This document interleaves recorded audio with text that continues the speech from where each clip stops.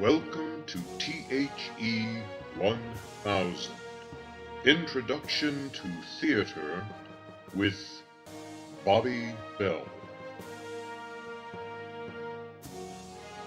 The Ancients.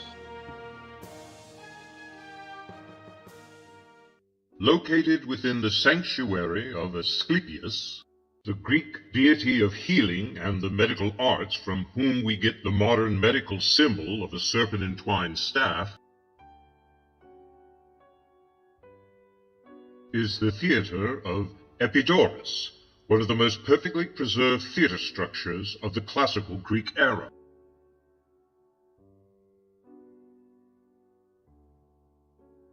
That the theater was part of an ancient Greek medical complex informs us that the arts were considered part of the healing process, and that the medical term of catharsis, used as the benefit of attending a play and purging of emotions, was no accident. The theater of Epidaurus, built into a natural cavity on the side of a mountain between the years 340 and 330 BCE, has seating capacity for approximately 14,000 spectators.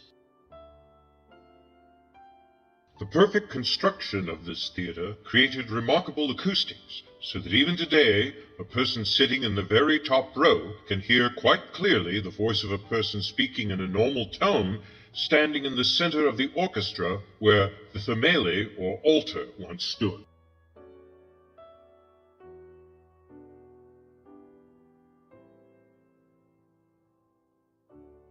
This theater is a wonderful example to review the basic parts of a classical Greek theater.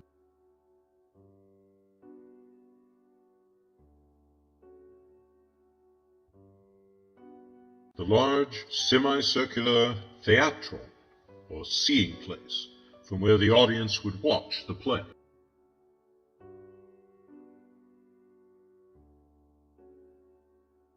The skene, or scene building, from which the main actors would make their appearances, and into which they would return to change costumes and masks, or make their final exits. The orchestra, or dancing place, where the chorus would perform their choral odes, and where much of the action of the play would take place. The themele, or the altar, where the ritual sacrifice would be made at the beginning of festivals and holy days before the beginning of the theatrical performances. Later, the themele was moved to a less prominent area, such as the side of the orchestra or even the back of the theatron, as the religious aspects became less pronounced in the Hellenistic and Greco-Roman eras. The eisodoi, or pathways, through which the audience entered the theatron, and also through which the members of the chorus made their entrances. The basic model of the classical Greek theater, with modifications such as the addition of periskene at the end of the classical era, and the addition of the proskenion in the Hellenistic era, was fairly consistent until the Roman era, when the theater design was adapted to create a more complete theater building that could be temporarily roofed by awning-like fabric covers. The reach of the Roman Empire can be seen by the numerous extant Roman theaters found throughout Europe and Asia, to which the former empire spread. In what is now Turkey, the ancient city of Ephesus holds one such theater that has all of the basic features of the Roman design. The cavea. The proskenion, which supported the pulpitum, the remnants of the ornate frons skene, the vomitorium.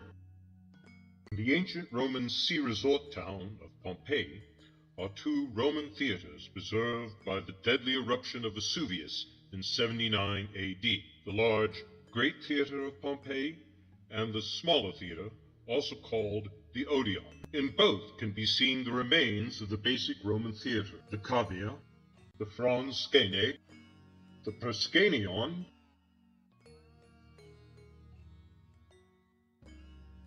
the vomitorium.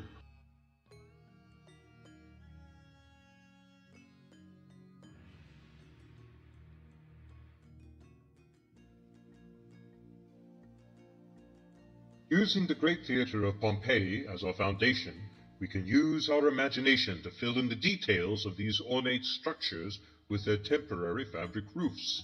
Once we have filled in those details, we can review the basic parts of the Roman theater.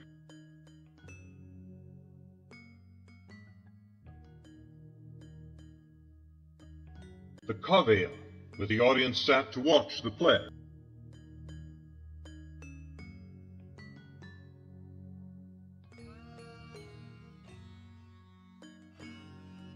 The elaborately ornamented fronskene, with its 3 entrances that served as the set for all the play.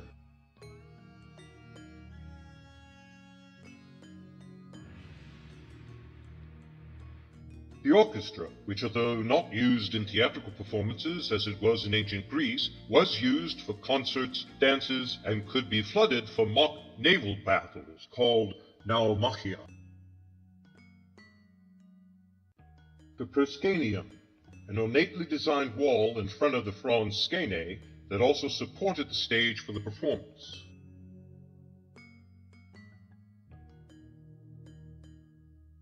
The pulpitum, which was the stage floor supported by the proscenium and upon which the actors would perform.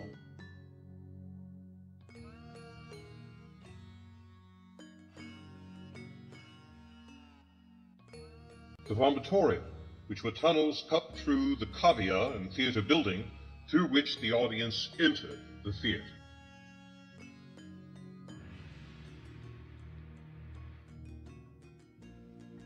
This basic design of the Roman theater was adapted later in the Renaissance for the theaters of that era.